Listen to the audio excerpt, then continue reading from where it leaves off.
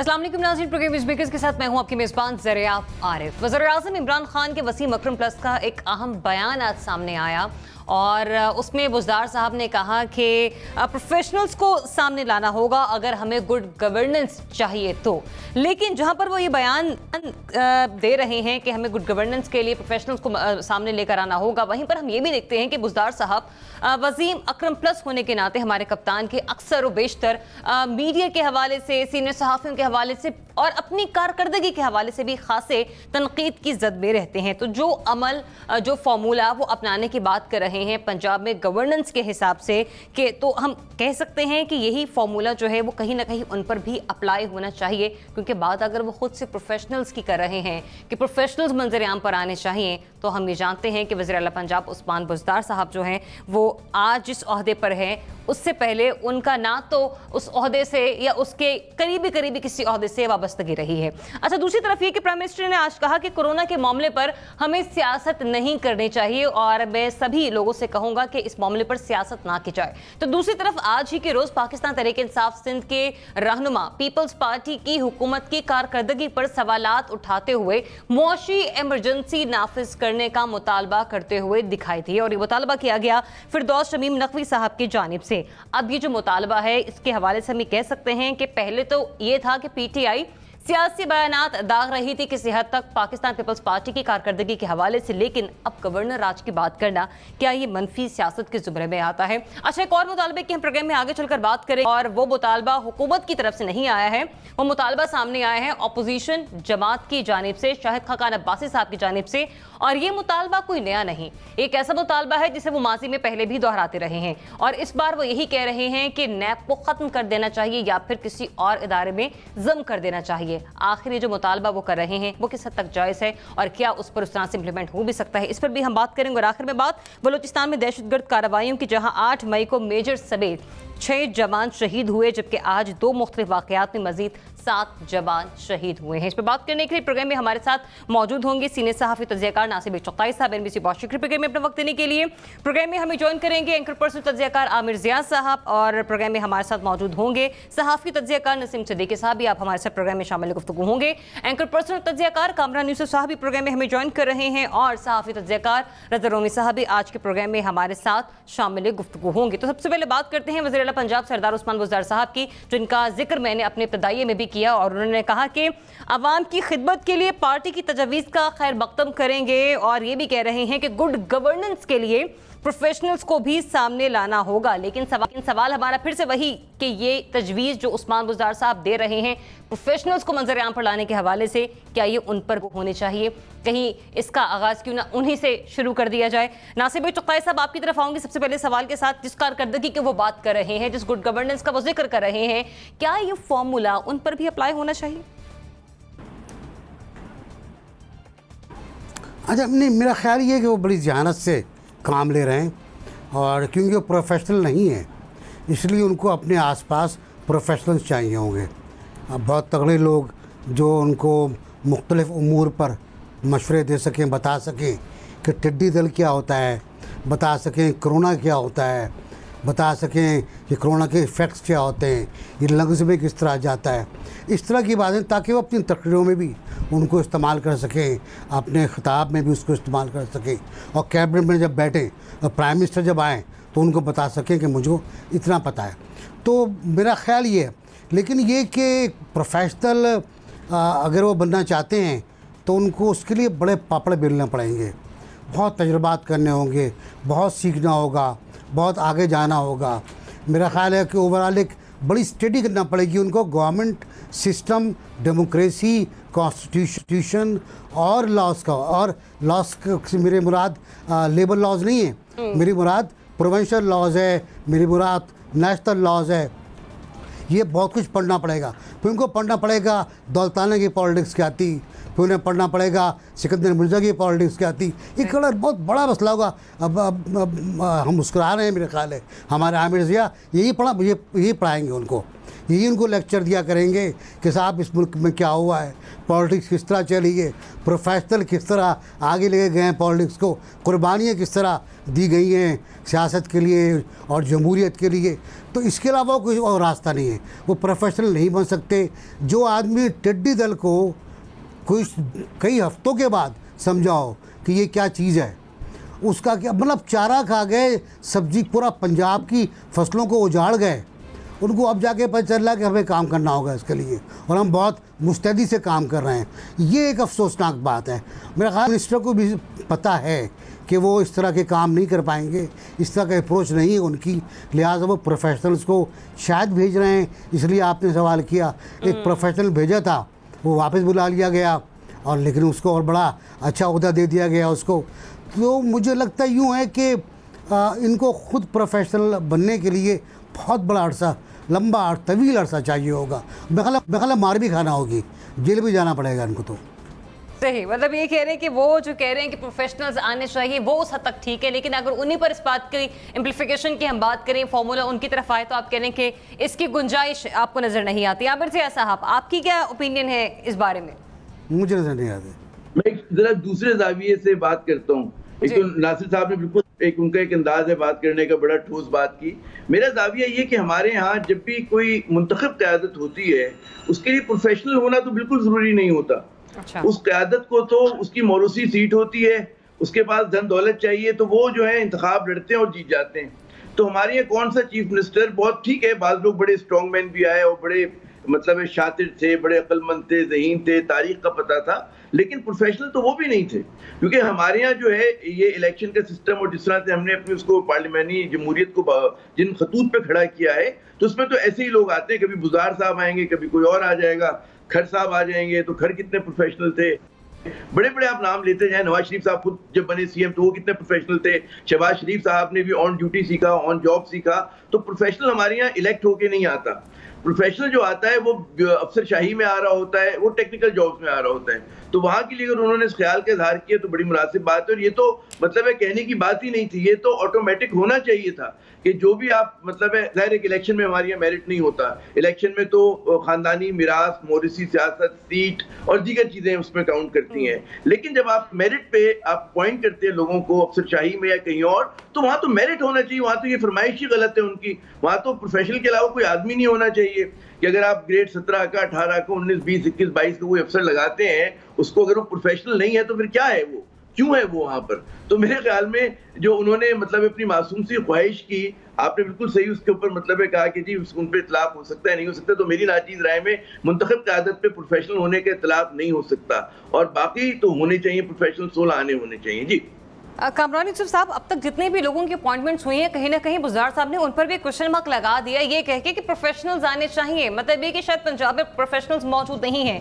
अब बात मेरे सवाल की तरफ आ जाए कि यही फॉर्मूला उन पर भी अप्लाई होना चाहिए।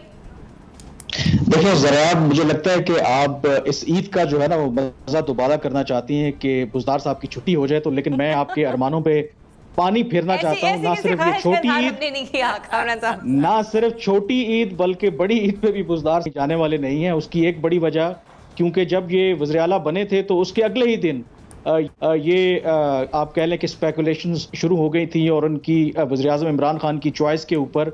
लेकिन वज़ीर आज़म इमरान खान डटे रहे, उन्होंने कहा कि ये वसीम अकरम प्लस हैं। और लेटली हमने देखा कि उन्होंने अपनी एक जिद भी बना लिया कि जो मर्जी हो जाए उस्मान बुज़दार को हटाया नहीं जा सकता।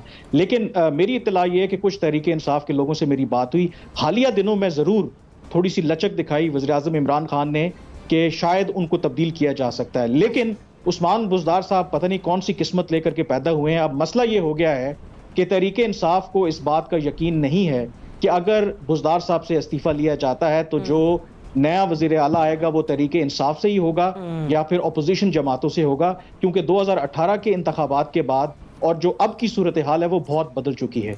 जहांगीर तरीन अब वो जहांगीर तरीन नहीं रहे जो पहले जहाज़ों पे भर भर के लाया करते थे लोगों को, और बड़ी थिन मेजॉरिटी थी पंजाब के अंदर तहरीक इंसाफ की। फिर क्यू लीग का आपको पता है कि वो पहले ही उनसे नाराज हैं।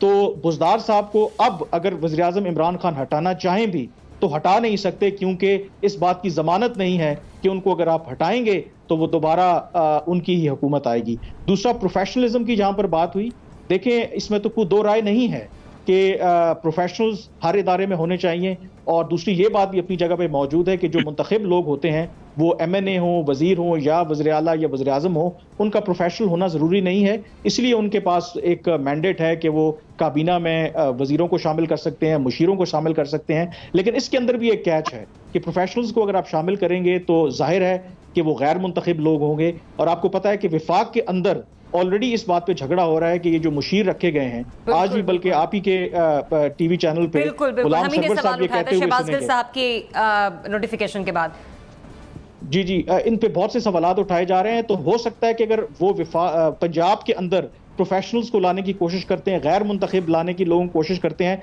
तो पंजाब के अंदर जो तरीके इंसाफ के लोग हैं, जो काबीना के लोग हैं, वो किस तरह से रिएक्ट करेंगे। विफाक के अंदर ऑलरेडी रिएक्शन आना शुरू हो गया है। उनका जो इंटेंशन है वो बिल्कुल ठीक है कि प्रोफेशनल लोग होने चाहिए। कितना उस पर अमल दरामद कर पाएंगे वो एक अलग बात है। रही बात बुज़दार साहब की, उनका प्रोफेशनल होना ज़रूरी नहीं है, वो प्रोफेशनल है भी नहीं। और दूसरी मैंने आपको बात जो आपके लिए खुशखबरी नहीं है, वो जा कहीं नहीं रहे। नहीं, रज़ा रोमी साहब बताइए, क्या लगता है आपको ये जो फॉर्मूला दिया है ये बुज़दार साहब ने, अगर वो खुद से ऐसी बात करें तो क्यों ना सबसे पहले उन्हीं पर आयद किया जाए?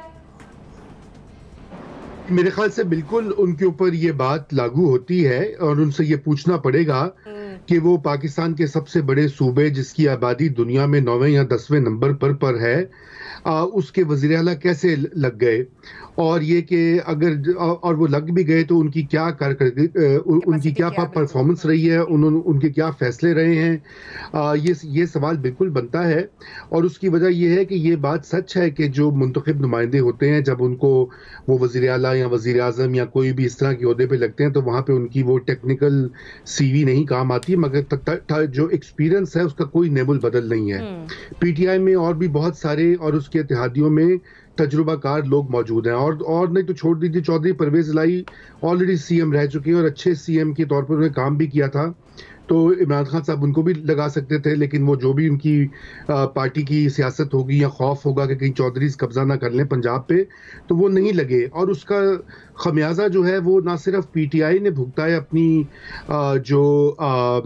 उसकी जो तनकीद का सामना हुआ है, लेकिन पंजाब के अवाम जो हैं उन्होंने भी इसका खमियाजा भुगता है। देखिए, परफॉर्मेंस की बात अगर आप कर रही हैं, प्रोफेशनलिज्म की बात कर रही हैं, तो प्रोफेशनलिज्म का ये तो कहीं नहीं होता ना कि आप IG को 5-5 बार बदलें, 3-4 बार चीफ सेक्रेटरी को बदल दें 20 महीने में, 8-8, 9-9 बार सेक्रेटरियों के तबादले करें।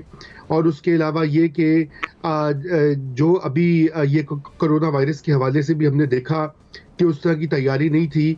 हालांकि पंजाब की कैपेसिटी जो है तमाम सूबों से आगे है, उसकी ब्यूरोक्रेसी बड़ी मजबूत है, माहिरीन भी हैं, टेक्निकल एडवाइजर्स भी हैं और बड़ी गवर्नमेंट है। लेकिन उसके बावजूद सिंध जैसी हुकूमत, जिसके ऊपर इतनी तनकीद के नश्तर बरसाती रही PTI और तमाम मीडिया भी कहता रहा कि सिंध की हुक्मरान जो हैं वो नाअहल हैं, चोर हैं, करप्ट हैं, उन्होंने कहीं बेहतर कारकर्दगी दिखाई। उसमें वज़ीर आला का बिल्कुल हाथ था, उन्होंने लीडरशिप दी। जो मुंतखब नुमाइंदे होते हैं वो लीडरशिप का मुजाहरा करते हैं, वो आगे फ्रंट फुट पर आकर खेलते हैं और उनका काम नहीं होता, ये नहीं होता कि वो टेक्निकल पॉलिसियां बनाएं या एक्सेल की शीट्स बनाएं। क्या कुछ चल रहा है इस पर भी हम प्रोग्राम में आगे चल के डिबेट करते हैं। बहरहाल को पॉइंट ऑफ व्यू आगे रज़ा रोमी साहब, मुझे आगे बढ़ने की इजाजत दीजिए। नसीम सिद्दीकी साहब, ये जो फॉर्मूला दिया बुज़दार साहब ने, उन पर भी लागू होना चाहिए? ये तो पंजाबी में एक मिसाल है ना कि जेड़ा बोले वही कुंडा खोले, आप वही कहना चाह रही हैं। लेकिन देखिए, बात ये कि जब कोई MNA इलेक्ट होता है, MNA इलेक्ट होता है तो वो प्राइम मिनिस्टर के लिए क्वालिफाई कर जाता है। इसी तरह कोई भी MP अगर इलेक्ट होकर आता है तो he is capable for chief ministership, तो उनके ऊपर तो ये फार्मूला लागू नहीं होता। लेकिन जहाँ तक प्रोफेशनल्स लाने वाली बात है, it's a very good idea, क्योंकि जैसे आप देखें कि आप उनकी वजारत में अगर देखें, उनकी मिनिस्टर हेल्थ जो है डॉक्टर यास्मीन राशिद एक प्रोफेशनल है और उनकी परफॉर्मेंस जो है ना वो बहुत अच्छी है, वो चीज़ों को बड़ी गहराई के साथ समझती है, उनकी फील्ड है। तो किसी प्रोफेशनल को ले के आना कोई बुरी बात नहीं है। अब जैसे बुज़दार साहब की बार बार बात होती है, तो मैं रज़ा रूमी साहब से ही पूछूंगा कि कभी इन्होंने पूछा था कि मियां नवाज शरीफ में क्या क्वालिटी थी जब उनको वज़ीर आला बनाया गया? वो भी इसी तरह गूफ थे, और अपना उस वक्त जो जनरल ज़ियाउल हक है वो उनको लेके आए थे, जनरल जिलानी ने उनको चलना सिखाया। तो मतलब सीख जाता है पॉलिटिशियन, इसमें कोई ऐसी बात नहीं है कि अगर कोई पॉलिटिशियन नया है और उसको कोई ओहदा दे दिया जाए तो उस पर जो है वो एतराज़ किया जाए।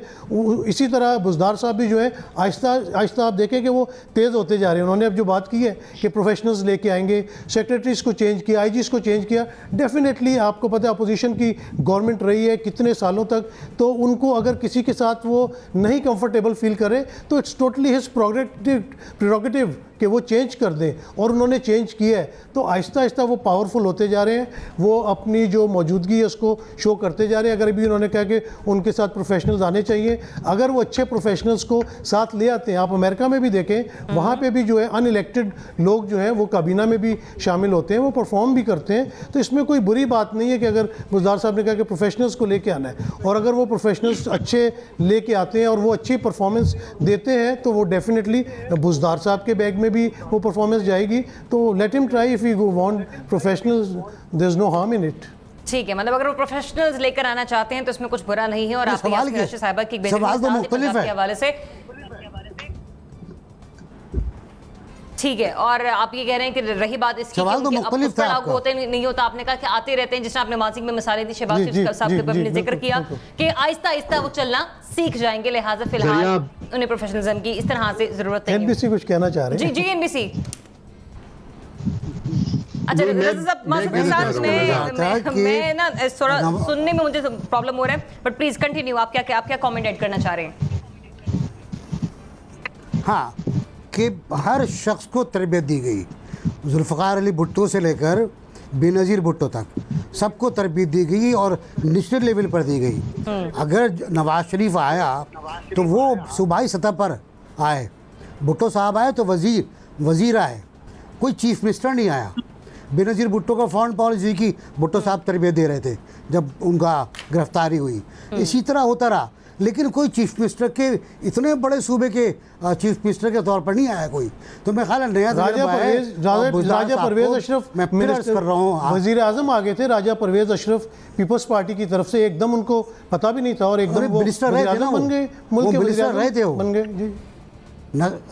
नसीम वो मिनिस्टर रहे थे, वो मिनिस्टर रह चुके थे जब भी प्राइम मिनिस्टर हुए वो। उसके अलावा मैं भी कुछ इजाफा करना चाह रहा हूँ, जब तक इंटर्नशिप नहीं करेंगे आप रिपोर्टर नहीं बन सकते। देखिए पहली तो ये बात है कि मैं बसद-ए-एहतराम नसीम साहब से ये करूंगा, सियासत को भी ऐसे ही समझते हैं कि किसी को भी उठाया और लाके बिठा दिया तो वो परफॉर्म कर देगा। तो शायद ये रॉ टैलेंट है उस्मान बुज़दार साहब जो है। बात यह कि जब इन्होंने नसीम साहब ने मियां नवाज शरीफ का हवाला दिया तो इसमें तो कोई शक नहीं, तारीख गवाह है कि वो इन्हीं के लगाए हुए पौधे थे, बूटे थे, और फिर बाद में वो ग्रो कर गए सियासी तौर पे। लेकिन जब 1985 में उनका वज़ीर आला के तौर पे तकर्रुर हुआ था तो उस वक्त तक उनके पास 3-4 साल का एक्सपीरियंस था as minister in the Punjab government. तो बात यह है कि वो हमें ये चीज़ नहीं भूलनी चाहिए कि इस तरह की कंपैरिजन, और अगर उसको हम गलत समझते हैं उस चीज़ को कि उसको उस तरह से लगाया गया था या बनाया गया था, तो फिर ये चीज़ जस्टिफाई नहीं होती ना। मैं ये इतनी अर्ज करना चाहता हूँ। देखिए, और दूसरी ये बात है, जहाँ तक गैर मुंतखब वज़ीरों की और मुशीरों का ताल्लुक है, और इसका हवाला बार बार आजकल दिया जा रहा है अमेरिका के साथ कंपैरिजन, तो अमेरिका में जो भी मुशीर या एडवाइज़र लगता है उसकी बड़ी स्क्रूटनी होती है, और एक पार्लियामान की कमेटी जो होती है कांग्रेस की, वो बाकायदा उसको सुनती है, अप्रूव होते हैं। जज भी इस तरह होते हैं। ये नहीं होता कि आप अपने दोस्तों को या अपने जानने वालों को या जो लोग आपके करीब हैं उनको आप ओहदे दे दें और उनको आला जो है मिनिस्ट्रीज पर फाइज कर दें। ऐसा कतई नहीं होता। देखिए, जिस तरह से वजीरे ये जो मुशीर खजाना इनकी तकरीरी हुई आनन फानन रात को, वो ना उसकी कोई स्क्रूटनी हुई ना कोई जांच हुई, और इस तरह के कई और एग्जाम्पल्स हैं। मैं ये नहीं कह रहा ये सही है या गलत है, लेकिन एक तरीका कार होना चाहिए। और इसमें तो कोई शक नहीं है कि 20-22 महीने के बाद बुज़दार साहब की परफॉर्मेंस सबके सामने, अब और क्या इसके आगे कहा जाए। चले, आप ही की बात से मैं यहाँ पे एक नुक्ता हाँ, मैं बिल्कुल सही कह रहे रूमी साहब कि जनाब स्क्रूटनी होनी चाहिए जो गैर मुंतखब क़यादत है। लेकिन हमारा जो फ्लो है, यहाँ पे हमारी कहते हैं ना किश्ती वो टेढ़ा हो जाती है। बुनियाद वो ये कि हमारे यहाँ जो लोग इलेक्शन लड़ते हैं उनकी स्क्रूटनी सही तरह से नहीं होती।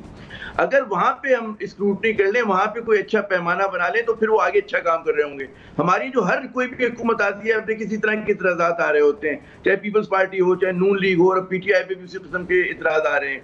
उसकी वजह ये कि हम लोग जो जिस पे इमारत बनाते हैं जिस बुनियाद पर, वो टेढ़ी है। हमारे लिए जी MP MNA बनने के लिए कोई शराइत है ही नहीं, कोई उनकी तालीमी काबिलियत नहीं है, उनका कोई पब्लिक सर्विस का कोई रिकॉर्ड नहीं है, उनका टैक्स पेयर होना जरूरी नहीं है, उन पर क्रिमिनल केस हो तब भी लड़ सकते हैं। वहां पे जब आपने चीज टेढ़ी रख दी तो फिर बाकी तो छोटी मोटी बातें हैं ना। तो पहले तो बुनियाद ठीक करें, उसके बाद इंशाल्लाह बिल्कुल आवाम दोस्त हम इमारत से या उस इदारे से क्या एक्सपेक्ट कर सकते हैं? बहुत स्ट्रांग होनी चाहिए। सियासत में कुछ हरफे आखिर नहीं होता, कभी भी कुछ भी हो सकता है। हम चाहते हैं कि बुज़दार साहब करें काम, लेकिन कारकर्दगी नजर आनी चाहिए। मुझे ब्रेक से वापस आते तो बात करते हैं फिरदौस शमीम नकवी साहब के हवाले से। उन्होंने आज एक मुतालबा सामने रखा है गवर्नर राज लगाने के हवाले से। सिंध में, कराची में सिचुएशन क्या है, बात करते हैं इस ब्रेक के बाद। Stay tuned.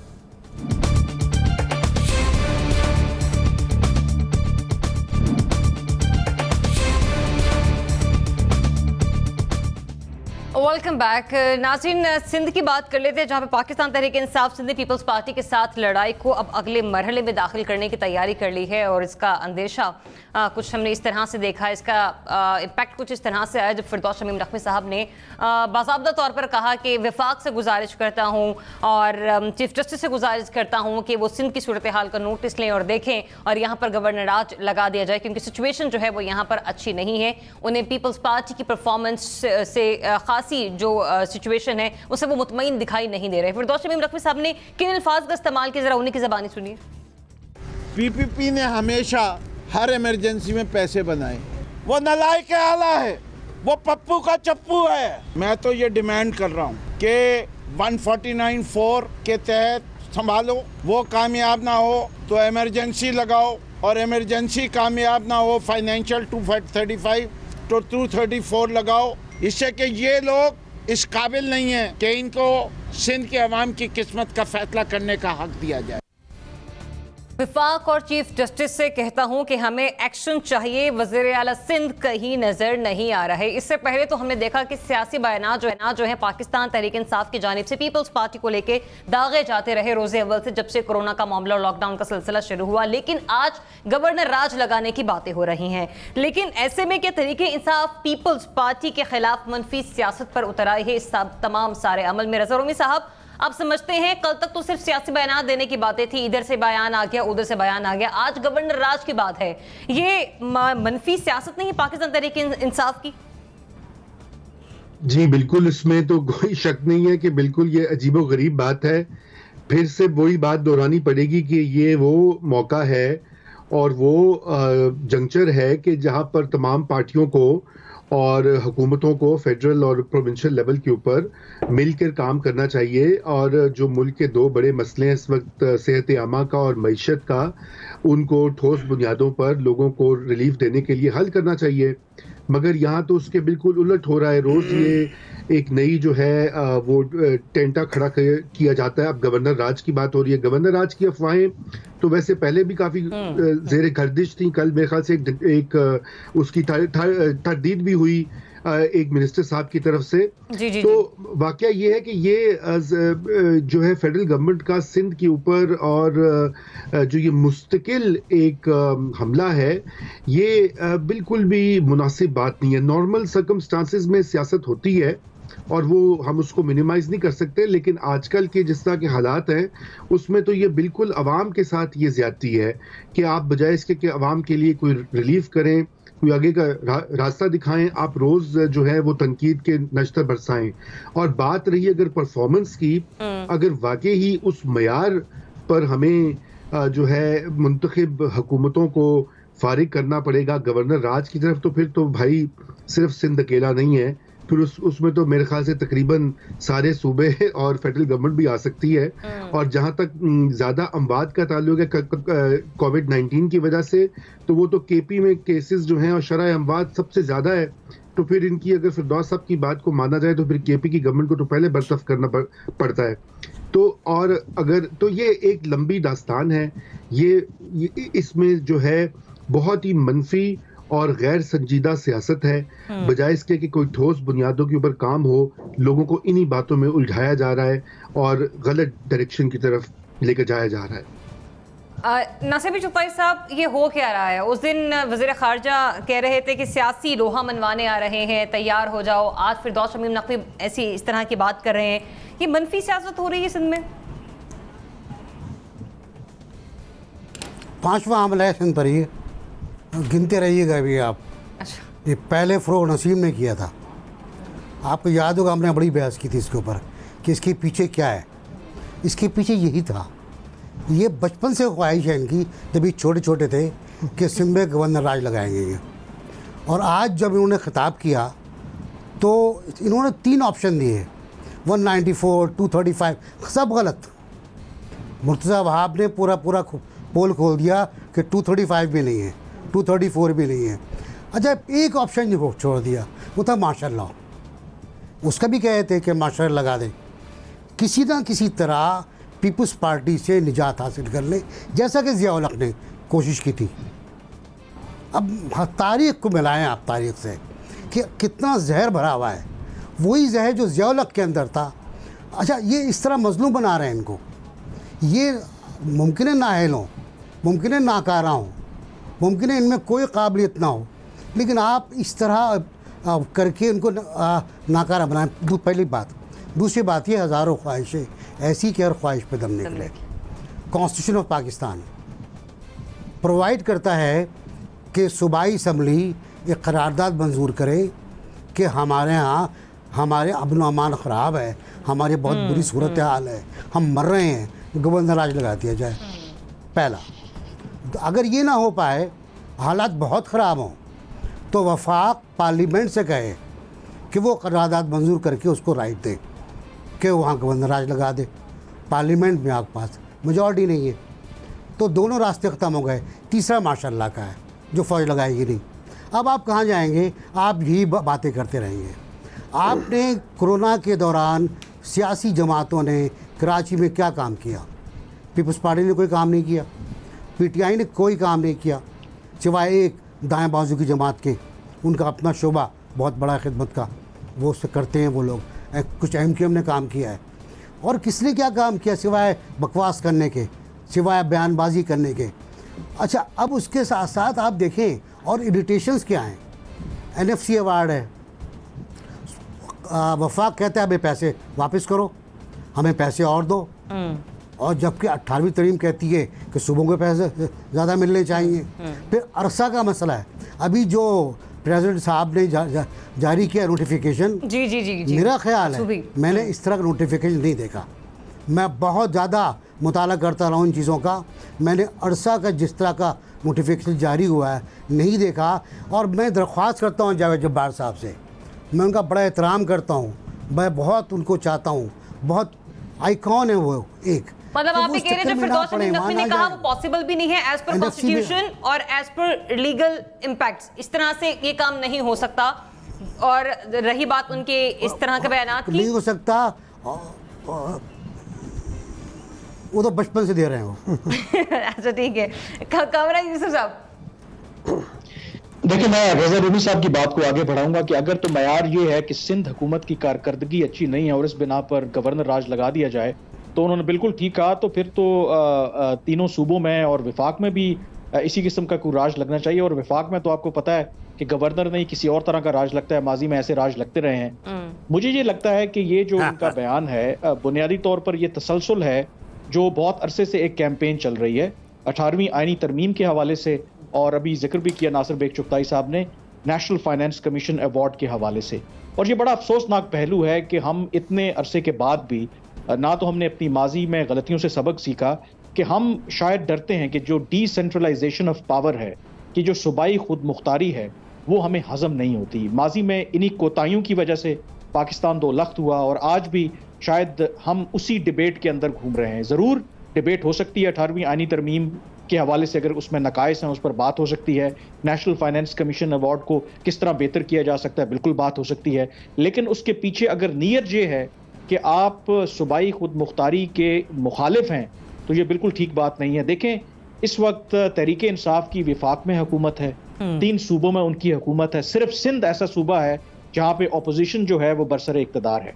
तो आपका काम है कि जरूर ऑपोजिशन करें, उनकी कारकर्दगी के ऊपर तनकीद करें, बिल्कुल आपका हक बनता है, असेंबली के अंदर करें, असेंबली के बाहर करें, मीडिया के ऊपर आकर करें, लेकिन एट द सेम टाइम कोशिश करें कि जो आपके पास विफाक में आपको हुकूमत मिली है इतनी जद्दोजहद के बाद जो आप कहते हैं, और जो 3 सूबों में आपके पास हुकूमत है, तो आप अपनी तवज्जो उसके ऊपर मरकूज करें, आप रोल मॉडल बनाएं और सिंध को बताएं कि जी देखें ऐसे काम किया जाता है। अफसोस के साथ कहना पड़ता है कि कोरोना वायरस को लेकर के जो इस वक्त मुझे लगता है बसाद एहतराम तहरीक इंसाफ को जो तकलीफ है कि सिंध हुकूमत जो है कई मामलों पे लीड लेती रही।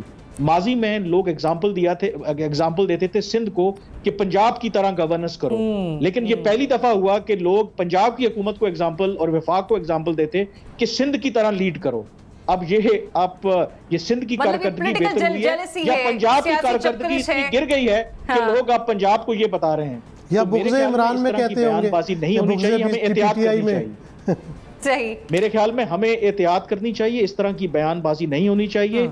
सियासत जरूर करें, लेकिन थोड़ा सा उसमें जो रेड लाइन है उसको मलूज़े खातिर रखें, क्योंकि हमें सूबों का जो राइट है, क्योंकि सूबों को इख्तियार है ना कि वो अपने आइन के अंदर जो उनका काम है वो करें, कारकर्दगी पर उन पे जरूर सवालिया निशान उठाएं, लेकिन इस तरह की धमकी देना उससे यकीनन एक बदएतमादी पैदा होती है फेडरेशन, विफाक और सूबों के दरमियान। बिल्कुल। आमिर जी साहब, आज सुबह प्राइम मिनिस्टर साहब ने कहा कि कोरोना के मामले पर सियासत ना की जाए, दोपहर के औकात में फिरदौस शमीम नकवी साहब इस तरह के एक बयान दे देते हैं। आप क्या समझते हैं कि मनफी सियासत नहीं है पाकिस्तान तहरीक इंसाफ की सिंध में?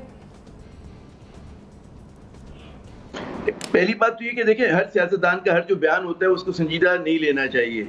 हमारी सियासत में हर तरह के बयानात देने की बड़ी आदत है, और एक पीटीआई नहीं करती, सब पार्टियां करती हैं, और उस बयान में जी मुबालगा आराई भी बहुत होती है, कुछ ऐसे हैरत अंगेज किस्म के मुतालबात भी होते हैं जो कभी पूरे नहीं हो सकते, ऐसे वादे होते हैं जो मतलब नस्लें गुजर जाती हैं, पूरे नहीं होते। तो उसी तनाजुर में आप देखें, क्योंकि आप याद करें बिलावल भुट्टो जरदारी साहब ने कुछ अर्सा पहले इमरान खान के उसका इस्तीफे का मुतालबा किया था, सबको पता था कि भाई ठीक है, उन्होंने कह दिया, उसी तरह से उसी स्टाइल में लोगों ने लिया भी, तो इसी तरह इन्होंने भी कह दिया जी गवर्नर राज लगा दिया जाए, क्योंकि उसके इम्कान नहीं है। अभी वो कहते हैं ना कि आप ख्वाहिशें कर सकते हैं चांद सितारों की, लेकिन उसके जो मारूदी हालात हैं वो हैं या नहीं है उस पर बात हो सकती है। तो हमें तो नहीं लगता है कि इस तरह की कोई मारूदी हालात हों। तो ये लोकल लेवल के ऊपर पॉलिटिक्स हो रही है, उसमें पीपल्स पार्टी के लोग भी बहुत मजबूत बयान देते हैं, सख्त बयान देते हैं, और पीटीआई भी उसके जवाब में देती है। ज़ाहिर है कि एक फोर्स वो है कि जो अपना किले को बचाना चाहती है, और एक ताकत वो है कि जो उसमें घुसना चाहती है, उस पर अपने लिए जगह बनाना चाहती है। सियासत जो होती है, मैं हमेशा कहता हूँ कि जी ए मॉरल होती है, सियासत में मॉरल भी नहीं होती और इमॉरल भी नहीं होती। सियासत ए मॉरल होती है, यानी कि जो दाव चल जाता है जिसका, चाहे वो बैनुल-अक़वामी सियासत हो, चाहे वो मकामी सियासत हो, वो बात चलती है। तो उसमें अगर इनको किसी को तौफीक होती है, पीपल्स पार्टी को तौफीक होती है, अल्लामिया देते हैं, तो वो कुछ काम कार्रवाई कर सकते हैं, बिल्कुल कर देंगे।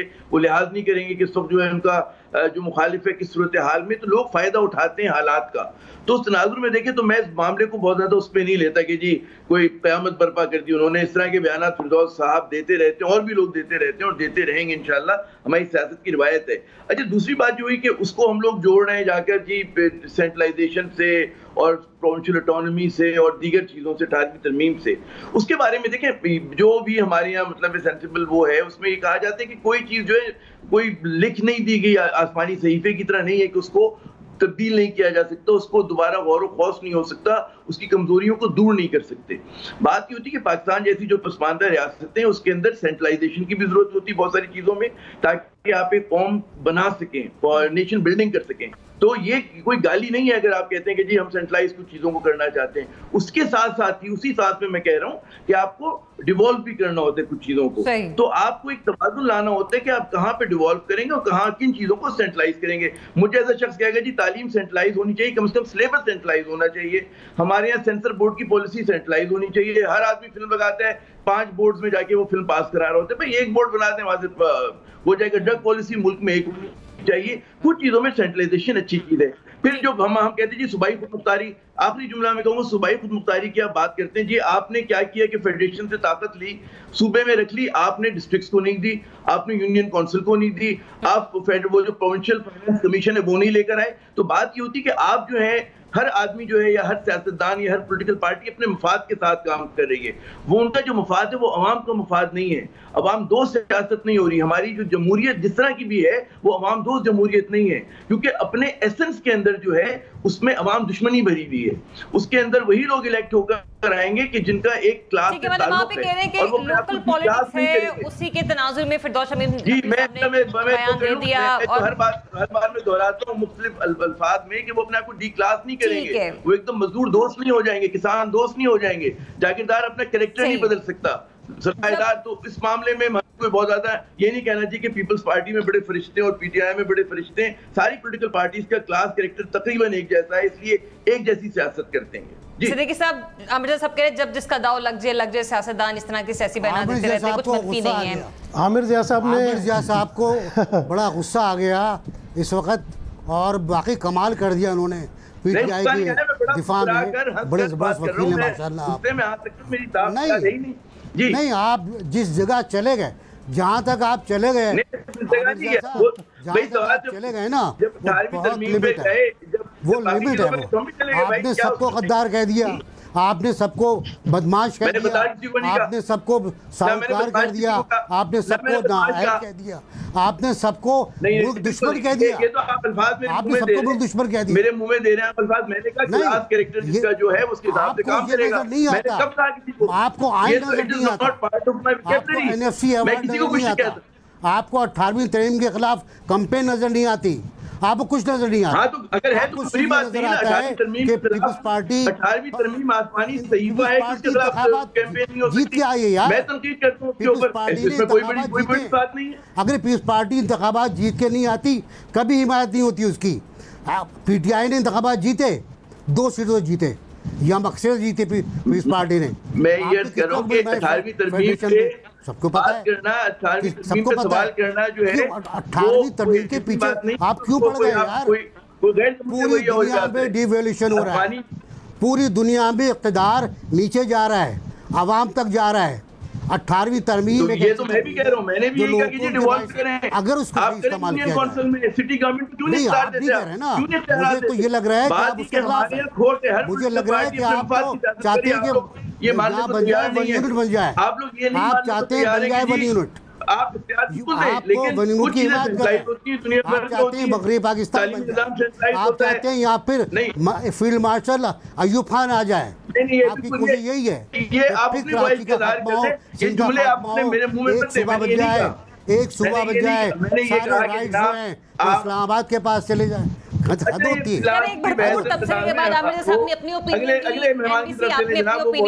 का पॉइंट ऑफ व्यू आ गया।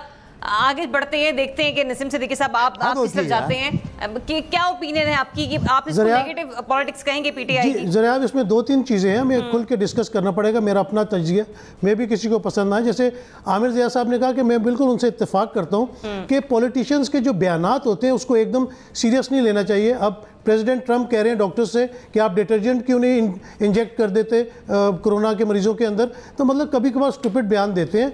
पीपल्स पार्टी सिंध में वोट लेके आई है, ये बिल्कुल गलत बात है कि अगर कहा जाए कि वहाँ पे गवर्नर राज लगाया जाएगा, बिल्कुल नहीं, वहाँ पे कोई ऐसे हालात नहीं है कि वहाँ पे गवर्नर राज लगाया जाए। लेकिन पीपल्स पार्टी के साथ भी ये मकाफात अमल है, क्योंकि जब उनकी मरकज़ में हुकूमत थी तो उन्होंने पंजाब में गवर्नर राज लगा दिया था। तो ये कभी कभार ऐसी चीज़ें भुगतनी पड़ती हैं, सियासी बयान की हद तक है। मैं बिल्कुल नासिर भाई शुक्ताई साहब के साथ इस बात पर इत्तफाक करूँगा कि हमने दूसरा मगरबी पाकिस्तान नहीं बनाना, इस मुल्क में नफरत मजीद नहीं बांटनी, हमने प्यार मोहब्बत के साथ चलना है।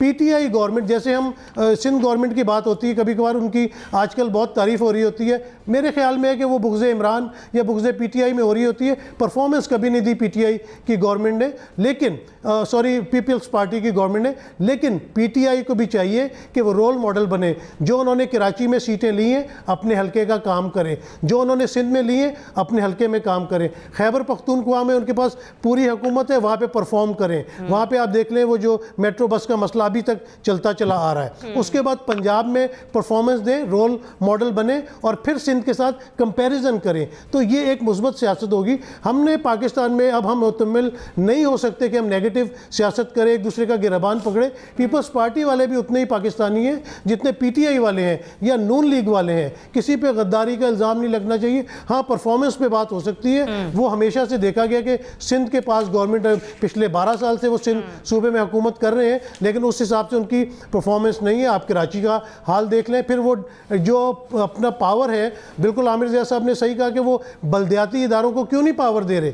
कराची को कहा जाता है कि पाकिस्तान की शहरग है, कमा के पाकिस्तान पूरे पाकिस्तान को कराची देता है, लेकिन कराची को ही नेगलेक्ट किया जाता है। वफाक अपने सूबे वहाँ पे अपने प्रोजेक्ट्स लेके जाए, आपका गवर्नर वहाँ पे बैठा हुआ है, उनके ज़रिए आप परफॉर्मेंस दें, उस परफॉर्मेंस का कंपैरिजन आप चीफ मिनिस्टर के साथ कर लें। तो ये बिल्कुल मुतालबा गलत है कि वहाँ पे गवर्नर राज लगाया जाए। इस तरह बात नहीं चलेगी, बात प्यार मोहब्बत से लेके आगे चलना पड़ेगा। सही, आगे बढ़ते हैं। बिल्कुल वही बात आ जाती है, हमें अफहाम तफहीम के साथ चलना पड़ेगा। इसी तरह से सूबों और वफाक के मामला आगे चलाए जा सकते हैं। एक और मुतालबा है, ये मुतालबा किया गया शाहिद खान अब्बासी साहब की जानिब से, लेकिन ये कोई पहली बार उन्होंने नहीं किया है, तकरीबन वो दोहराते रहे हैं अपने इस मुतालबे को।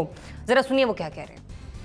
नैब के होते हुए पाकिस्तान की हुकूमत नहीं चल सकती, क्योंकि कोई अफसर भी फैसला करने पे तैयार नहीं। पहली बात तो ये है कि नैब को खत्म करें। नैब के होते हुए मुल्क नहीं चलेगा। इसके जो नैब को जिम कर दे, FIA में वाइट कॉलर में क्राइम का विंग बना दे, जो मर्जी करना है।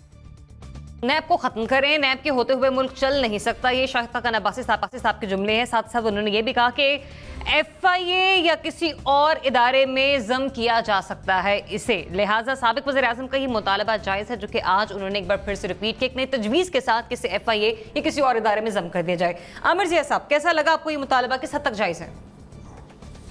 मुझे तो बड़ी हैरत हुई है, क्योंकि जब इन पॉलिटिकल पार्टीज के पास खुद नून लीग ने जो है अपने 5 साल पूरे किए हैं, इन्होंने तो उस वक्त कोई ऐसा मुतालबा नहीं किया, ना इसके हवाले से कोई पेशरफ्त की। अच्छा, पीपल्स पार्टी ने भी अपने पूरे 5 साल मुकम्मल किए। बात ये कि क्यों ये मुतालबा कर रहे हैं, बात ये होती है कि इस मुल्क में बदनवानी है। कोई अगर ये कहे कि जी बदनवानी नहीं है टॉप लेवल पे, तो मेरे ख्याल में इससे बड़ा कोई दरोगोई होगी नहीं। अगर बेईमानी है तो उसके लिए इदारे भी होने चाहिए उनकी अकाउंटेबिलिटी के लिए। हमारे यहाँ माजी में FI और जो दीगर इदारे थे वो काम नहीं कर पाए, इन लोगों को अकाउंटेबल नहीं ठहरा पाए, इस वजह से इस सुपरा इदारे की जरूरत पड़ी हमें। और इसके अंदर हो सकता है कि बाज लोग कहेंगे जी कि कुछ इख्तियारात जो उसके अंदर वो इस्लाहात होनी चाहिए, मुझे जैसे लोग कहेंगे जी मजीद उनको इख्तियारात देने चाहिए ताकि वो उनकी इन्वेस्टिगेशन अच्छी हो, प्रोसिक्यूशन अच्छा हो, ताकि फैसला वो अपने हक में ले सकें। यकीनन नैब को जो है अपने खेल इंप्रूव करने की उसके पास गुंजाइश है। उनके हम देखते हैं कि वो जो है टीवी पे मीडिया ट्रायल बहुत ज्यादा होता है, लेकिन केसेस जब अदालतों में जाते हैं, क्योंकि व्हाइट कॉलर क्राइम को साबित करना बहुत मुश्किल काम होता है। अब लोग इस बात पे इतराज करें कि जी व्हाइट कॉलर क्राइम में जो लोग मुलविस हैं उनको इतने अरसे तक जेल में क्यों रखा जाता है, उनको उसमें क्यों रखा जाता है लॉकअप में। उसकी वजह ये है कि वो लोग बाहर निकल के इन्फ्लुएंस करते हैं उन केसेस को, और उनके पास क्योंकि पैसे भी और उनके पास कनेक्शन भी हैं, तो ये चीजें जो है आपको दोबारा से रिव्यू करनी चाहिए। मेरे ख्याल में ये भी उसी तरह का मुतालबा है जिस तरह के फिरदौस शमीम नकवी साहब का बयान पर अभी हम कह रहे थे कि जी गैर संजीदा बयान है, उसके ऊपर बात नहीं, वो मतलब है उधर जाएगा, तो ये भी उसी तरह का बयान है शाहिद खान साहब को। और उसकी एक जाहिर वजह भी है क्योंकि ये लोग इंसाफ की आंच को महसूस कर रहे हैं, परेशान हैं, इनसे पूछा जा रहा है कि क्या किया, मारेंगे, वो भी समझ में आता है कि बयानात ही की सूरत में क्यों ना हो। Sorry to interrupt you Aamir sahab, मेरे पास इस सेगमेंट के लिए वक्त मुख्तसर है, कोऑपरेट कीजिएगा। बाकी एनालिस्ट से भी गुजारिश है कि विदिन 60 सेकंड मुझे अपना यस और नो के साथ आंसर दीजिए। कामरान, आपकी तरफ आऊंगी। देखिए, ये चार्टर ऑफ डेमोक्रेसी में पीपल्स पार्टी और PMLN के दरमियान हुआ, उस वक्त से ये उनका मुतालबा रहा है, बल्कि उन्होंने ये ऐद भी किया था कि जब इक़्तिदार में आएंगे तो वो नैब को ख़त्म करेंगे। लेकिन हमने देखा कि 5 साल हुकूमत रही पीपल्स पार्टी की, उन्होंने नैब के हवाले से कुछ नहीं किया। फिर 5 साल PMLN की हुकूमत रही और वो चुप करके बैठे रहे, उन्होंने कुछ नहीं किया। और बाद में शाहिद खान अब्बासी ने मुतअद्दिद इंटरव्यूज़ में इस बात का एतराफ़ किया कि ये उनकी और पीपल्स पार्टी की बहुत बड़ी कोताही थी और गलती थी कि जब उनके पास मौका था, पार्लियामेंट के अंदर मेजॉरिटी भी थी, अगर नैब को बंद करना था या रिफॉर्म्स लाने थे वो उन्होंने नहीं किए। जो अब जो मुतालबा कर रहे हैं, जाहिर है उसके अंदर जब अपोजिशन में होते हैं तो आपको इस तरह के तमाम इदारे बुरे लगते हैं, लेकिन अगर इस मुतालबे को हट कर भी देखा जाए तो मेरे ख्याल में जो नैब के अंदर रिफॉर्म्स की डेफिनेटली ज़रूरत है, इम्प्रूवमेंट की ज़रूरत है। नैब की जगह कोई और इदारा बनाया जाए या नैब को इम्प्रूव किया जाए, इस पर यकीनन बात हो सकती है। जिस तरह पहले आमिर ज़िया साहब कह रहे थे ना कि 18वीं आईनी तरमीम जिस तरह कोई हरफ आखिर नहीं है, तो नैब कोई हरफे आखिर नहीं है, इसके अंदर तरमीम हो सकती है। परसेप्शन की बात है, परसेप्शन इस मुल्क में यही है कि नैब हमेशा नहीं। अच्छा, मुझे कमरा मेरा पॉइंट क्लियर कर दीजिए, नैब को खत्म किया जाए या फिर क्या कहते हैं नैब में कवानीन में तरमीम की जाए, आप किस तरफ आप? देखिए दो चीजें, देखिए नैब खत्म नहीं हो सकता, इदारा आप कोई और बना लें। आप ये कहें कि एंटी करप्शन का कोई इदारा ना हो, बिल्कुल होना चाहिए, लेकिन ऐसा इदारा होना चाहिए कि जो बरसरे इक्तदार हुकूमतें हों, सिर्फ उनके कहने पर ही ऑपोजिशन को विक्टिमाइज ना करें, बल्कि जेन्युइनली एक आजाद इदारा और खुद मुख्तार। ठीक है, एनबीसी वेरी क्विकली। बिल्कुल दुरुस्त बात है कि पीपल्स पार्टी ने और मुस्लिम लीग नून ने कुछ नहीं किया इक़्तिदार के दौरान, ना उस पर अमल किया, ऐलान जमहूरियत पर जो था आपका, ना नैब के बारे में रिफॉर्म्स पर अमल किया, कुछ नहीं किया। और अब अच्छा, अब मुझे हैरत इस बात की हो रही है, शरीफ आदमी हमारा साबिक प्राइम मिनिस्टर, वो बिल का मुसव्वदा हवाले करने के बाद नैब के बारे में हुकूमत को अब ये कह रहा है कि नैब को ख़त्म किया जाए। या तो आप बिल का जो ड्राफ्ट है वो पेश नहीं करते हुकूमती पार्टी को, या आप ये बात नहीं करते। अच्छा, ज़रूरत इस बात की है कि इसको रिफॉर्म किया जाए, इसका नाम बदल लिया जाए। बाद नाम मनूस होते हैं, बच्चों के नाम भी ऐसे होते हैं, वो माँ बाप बदल देते हैं बाद में कि मनूस नाम है ये। तो ये नाम ही ऐसा है कि लोगों को सुनते ही गुस्सा आने लगता है इसका नाम, कि जो हो रहा है वो आपके सामने है। शहजाद अकबर साहब कागज़ हिला रहे हैं, ये कर रहे हैं, वो कुछ हो नहीं रहा, ना अदालतों में हो रहा है, ना सबूत और लेकर आ रहे हैं। तो इसका नाम बदला जाए और इसको रीशेप किया जाए और इसको रिफॉर्म किया जाए और इसको वाकई इत्तेसाब का इदारा बनाया जाए। ये ना हो कि मुझे छोड़ दें और आमिर जगह पकड़ लें।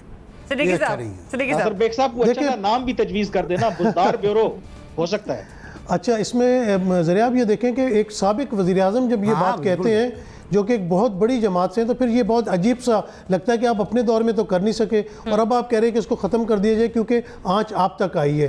तो इसको अगर दूसरी बात बिल्कुल आपने नासिर बेग चुगताई ने सही कही कि इसका नाम बदल दें, अभी हम अगले प्रोग्राम तक कोई नया नाम सोच भी लेंगे इसके लिए। इसमें इस रिफॉर्म्स तो आने चाहिए। रिफॉर्म्स हमारे पुलिस में रिफॉर्म्स आप देख लें, वही 18वीं सदी के चल रहे हैं, जब गोरा जो है पुलिस को शहरियों पर तशद्दुद करने के लिए या इनके ऊपर राज करने के लिए इस्तेमाल करते थे। तो नैब के लॉज भी मार्शल दौर में बने, मुशर्रफ दौर में, या उससे पहले एहतसाब सेल बनाया था मियां नवाज शरीफ ने। तो ये अपने ही इनके बोए हुए पौधे हैं जो बेतनावर दरख्त बन चुके हैं। तो इन दरख्तों को काटें, नई बुआई करें और असेंबली में आप नए बिल लेके आए, बिल पेश करें जिसमें तजावीज़ हो और डिस्कशन करने में कोई हर्ज नहीं है। जैसे कि 18वीं तरमीम के बारे में भी कहा जाता है, जो भुट्टो साहब जो आइन लेके आए थे उन्होंने खुद उसमें 7 तरमीमें की थी, बजाय इसके कि आप इसको खत्म करने की बातें करें। Sorry to interrupt you Siddiqui sahab, time मेरे पास कम है। रज़ा रूमी साहब जी, देखिए बात यह है कि बिल्कुल नैब, अगर तो नैब की कोई कारकर्दगी होती, कोई अफादियत होती, कोई रिकवरीज हो रही होती, मुल्क में करप्शन का खात्मा हो रहा था, तो हम कहते बिल्कुल 100 बिस्मिल्लाह इसको मजबूत कीजिए। लेकिन जो नैब की परफॉर्मेंस रही है पिछले कई सालों से, बल्कि आप यूँ समझ लीजिए 1 दिहाई से ये जो करप्शन का रोया जा रहा है, और जबकि नैब मौजूद है तो वो क्यों नहीं कुछ कर पाया। तो इसकी वजह यह कि ये बिल्कुल एक बेकार और नॉन परफॉर्मिंग सफेद हाथी है टैक्स पेयर्स के ऊपर। आपके पास FIA मौजूद है, आपके पास ऑडिटर जनरल का दफ्तर है, एंटी करप्शन है, आपके पास सूबों के लेवल के ऊपर एंटी करप्शन डिपार्टमेंट्स हैं, और आपके पास कंपटीशन कमीशन ऑफ पाकिस्तान है, securities and exchange commission of Pakistan है। इन तमाम इदारों के होते हुए ये एक एक्स्ट्रा लेयर जो सियासी हथकंडे के तौर पर इस्तेमाल की गई है पिछले 10, 15, 20 सालों में। चलें, आप ही के कमेंट से कंक्लूड करती हूँ मैं सेगमेंट के। हाथों की बातें बांधी जो है वो दांतों से बाजों का खोलनी पड़ जाती है, और इस दफा पे कुछ ऐसे ही हो रहा है। याद हो शाहिद खाकाना बासी कि ये आप ही की अपॉइंटमेंट थी, आपको याद हो या ना याद हो। इसी के साथ ही मुझे मेहमानों को दीजिए इजाजत। नाज़रीन, अल्लाह हाफिज।